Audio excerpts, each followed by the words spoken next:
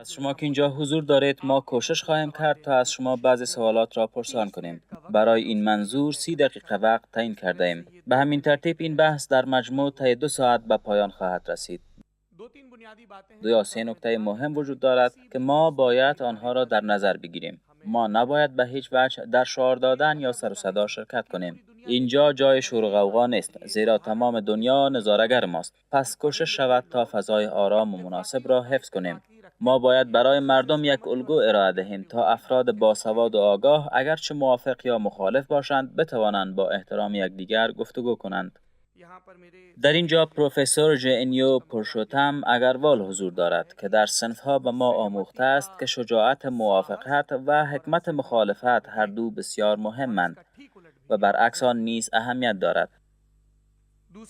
نکته دیگر این که این مناظره درباره هیچ دینی نیست. این موضوع باید برای همه روشن باشد. هدف این مباحثه به خاطر احترام گذاشتن به دین یا اهانت به دین دیگر نیست. پس اگر کسی با چنین امید آمده باشد، من به شما اطمینان می‌دهم که هیچ یک از این توقعها برآورده نخواهد شد.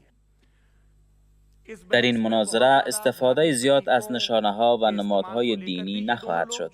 2 نفری که در اینجا جدی به نظر می‌رسند هر دو انسان‌های خوبی هستند. آنها دیشب هنگام صرف چای با هم دیدار کردند، با هم صحبت کردند، شوخی و خنده داشتند و حتی یک عکس مشترک هم گرفتند.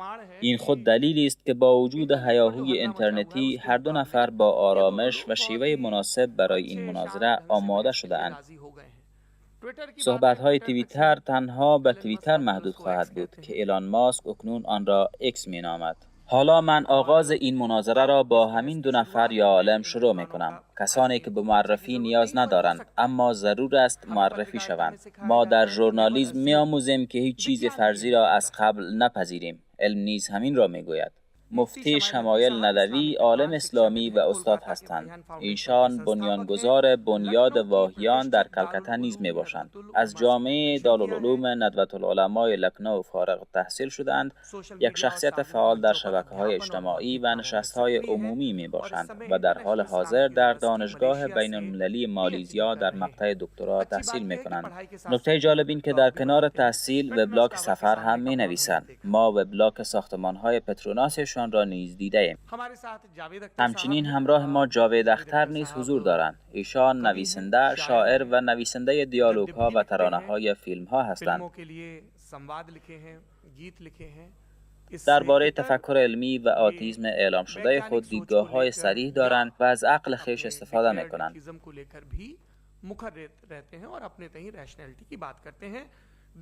شنوندگان و بینندگان محترم، آیا خدا وجود دارد؟ این سوال است که هر کس تلاش می‌کند پاسخی برای آن بیابد. یکی می‌گوید خدای ذره، گاد پارتیکل، دیگری می‌گوید هیگز بوسان است. بعضی تلاش می‌کنند بفهمند ماس اگزیستنس چگونه به وجود آمد، چه رخ داد و پیش از هستی چه چیزی وجود داشت و قبل از وقت چه بود. عده دیگر میگویند این تحقیقات چگونه در نظم ذهنی طبیعت پیشرفت کرده است. من امیدوارم که ما جوابهای برای این سوالات بنیادی به دست آوریم. من اولین نفر را دعوت میکنم که به جایگاه بیاید. از مفتی شمایل ندوی دعوت میکنم. بفرمایید.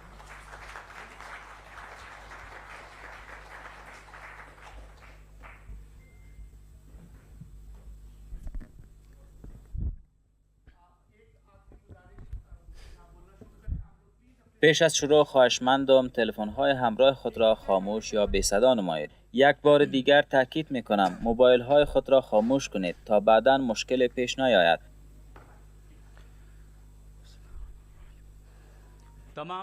تمام ستایش‌ها از آن ذات و آفریدگار است که این جهان را برای هدف آفرید و به وجود آورد.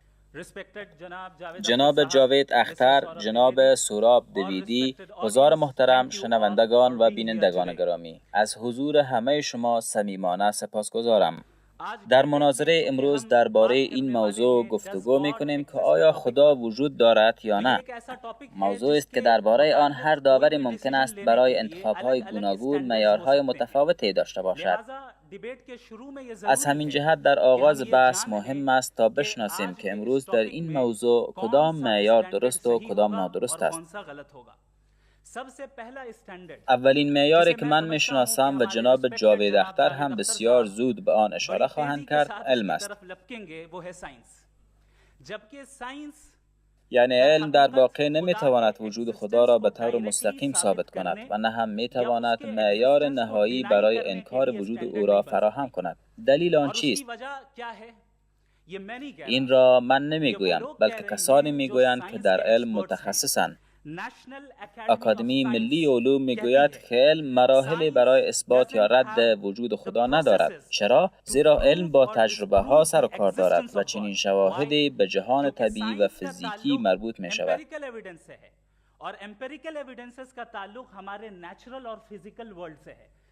در حالی که خدا حقیقت غیر مادی، غیر فیزیکی و فراتر از طبیعت است. بنابراین علم نمیتواند حقیقت غیر شخصی را از طریق وسایل و شواهد شناخت و اثبات کرد که در اصل برای بررسی واقعیت‌های شخصی یا فیزیکی به کار می‌روند. از همین جهت در این بحث برای اثبات یا رد وجود خدا تنها بر شواهد علمی تکیه نخواهد شد. معیار دوم این است که ممکن است ما از راه وحی به این نتیجه برسیم که خدا وجود دارد یا نه، اما این معیار نیز امروز در اینجا بی‌ارزش دانسته می شود. چرا؟ چون از دیدگاه من وحی منبع شناخت و معرفت است، اما از دیدگاه جاوید اختر وحی به عنوان منبع معرفت درست پذیرفته نمی شود.